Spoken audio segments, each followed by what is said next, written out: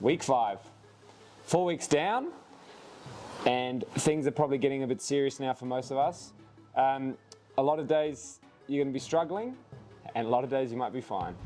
Some days are going to be harder than others, but the key is now to stay consistent.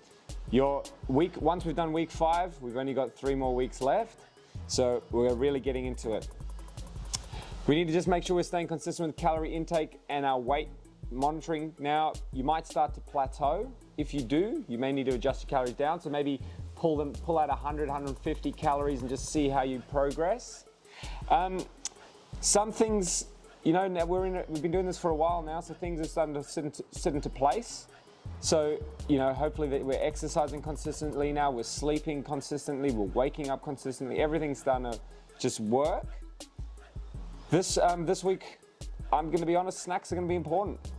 Just to create a little bit of variety and just keep keep those cravings down. So try and find snacks that are high protein, that you enjoy. If you need something sweet, look for things that are low sugar. So brands like No Shoe have pretty good options. I like to have a snack here and there, especially on the weekend. I'm looking for things that are, low sugar, high protein, and there's great things like like we've got a chocolate peanut butter, which we love. You put that on some rice thins, and away you go. It just helps you get that sweet fix without blowing out. Key things to achieve in week 5. So as I mentioned, find healthy snacks. Keep focusing on protein. We need to keep satiated here. Take some time to look at how far you've come. You've already done 4 weeks. We're past halfway now.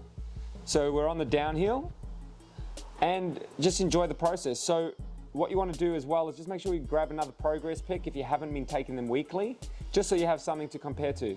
Maybe it'll give you a little bit of inspiration to keep pushing for the last 4 weeks. All right, team, enjoy. Catch you on the next one.